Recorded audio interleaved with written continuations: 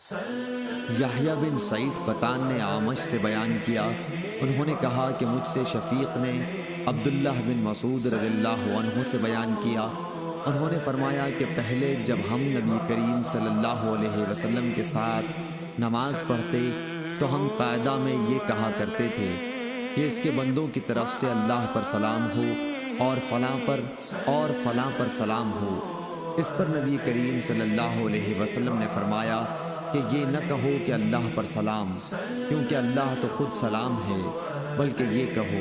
ترجمہ: آداب بندگان اور تمام عبادات اور تمام پاکیزہ خیراتیں اللہ ہی کے لیے ہیں۔ آپ پر اے نبی سلام ہو اور اللہ کی رحمتیں اور برکتیں نازل ہوں۔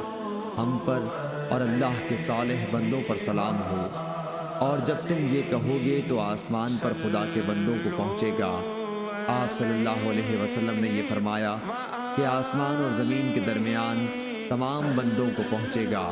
میں گواہی دیتا ہوں کہ اللہ کے سوا کوئی معبود نہیں، اور میں گواہی دیتا ہوں کہ حضرت محمد صلی اللہ علیہ وسلم اس کے بندے اور رسول ہیں۔ اس کے بعد دعا کا اختیار ہے، جو اسے پسند ہو کرے۔ صحیح بخاری حدیث نمبر 835۔